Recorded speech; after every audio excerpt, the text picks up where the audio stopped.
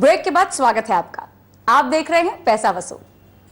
Bank fixed deposit एक ऐसा fixed income instrument है जिसे निवेश का एक सुरक्षित माध्यम माना जाता है। फिक्स्ड डिपॉजिट के तहत एक और विकल्प है कंपनी फिक्स्ड डिपॉजिट। हमारी संवाददाता रत्ना नायर के साथ आइए देखते हैं बैंक फिक्स्ड डिपॉजिट और कंपनी फिक्स्ड डिपॉजिट के बीच एक तुलनात्मक अध्ययन। बैंक के फिक्स्ड डिपॉजिट्स की तरह एक फिक्स्ड इनकम इंस्ट्रूमेंट है जो प्राइवेट लिमिटेड, पब्लिक लिमिटेड या नॉन बैंकिंग फाइनेंशियल कंपनी द्वारा जारी किए जाते हैं। फिक्स्ड इनकम इंस्ट्रूमेंट्स एक निश्चित अवधि के लिए नियमित आय अर्जित करने के माध्यम होते हैं। कंपनी एफडीज आपको एक fixed rate of return offer करती है, जैसे बैंक एफडीज करती हैं। और कंपनी एफडीज में भी ऑप्शन होते हैं कि अगर आप एक रेगुलर इनकम चाहते हो तो हर महीने हो गया या हर 3 महीने हो गया, 6 महीने हो गया या साल में एक बार हो गया, आपको इंटरेस्ट मिलता है। या अगर आप रेगुलर इनकम नहीं चाहते तो आप जब आपकी एफडी मैच्योर होती है तो प्रिंसिपल और इंटरेस्ट साथ में भी ले सकते हैं। कंपनी एफडीज कंपनीज एक्ट के तहत आती हैं under section 58A।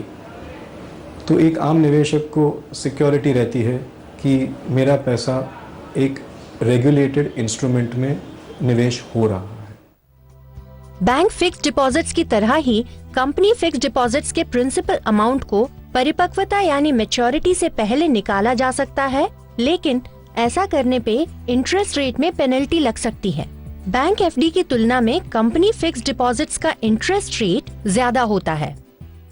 Bank FDs और कंपनी एफडीज का मेन फर्क ये होता है कि बैंक एफडीज जो होती हैं उसमें ब्याज दर आज की तारीख में अगर आप ले लो तो 8 से 9% के बीच में आपको उसका इंटरेस्ट रेट है।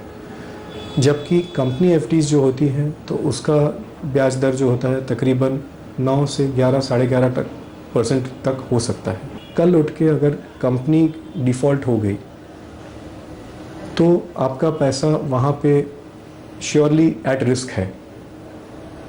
तो वो पैसा आपको प्रिंसिपल के साथ मिलना बहुत टाइम भी लग सकता है या नहीं भी आ सकता है। दूसरा, कोई कंपनी बाय चांस आपके प्रिंसिपल अमाउंट या उसके इंटरेस्ट में डेफर भी हो जाती है या इंटरेस्ट आपको लेट भी पे करती है तो आपको वो रिस्क भी रहता है जो हम कहते हैं क्रेडिट रिस्क, या हो जाता है रीपेमेंट रिस्क। जबकि बैंक एफडीज में ये सारी चीज़ें नहीं होती।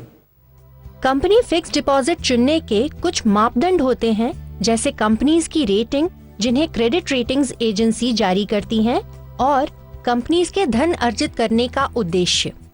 जो कंपनियों को समझो आप ए रेटिंग मिलती है तो उनके जो ब्याज दर दिए जाते हैं वो काफ़ी हाई होते हैं। और जैसे ही उसकी रेटिंग बढ़ती है, जैसे ए से लेकर आप AA ले लो तो उसके ब्याज दर थोड़े घटते जाते हैं। AAA रेटिंग जो होती है is given to very very good और स्टेबल जो बड़ी कंपनीज होती हैं उनको AAA रेटिंग दी जाती है। ये भी ज़रूरी है जानना कि आप उसके पेपर्स अगर पढ़ो निवेश करने के पहले कि ये एफडी से वो उसके पैसे कहाँ यूटिलाइज़ करेगी कंपनी। क्या वो नए प्रोजेक्ट्स डाल रही है, क्या वो अपना वर्किंग कैपिटल बढ़ा रही है, या ऐसा भी हो सकता है कि वो शायद अपने पुराने डेट्स रीपे करना चाहती हो। अगर वो सिनेरियो है तो ये एक अच्छी बात नहीं है। तो हमें ये भी समझना चाहिए कि हमारा पैसा जो हम कंपनीज को दे रहे हैं वो किस काम के लिए आगे जा रहा है।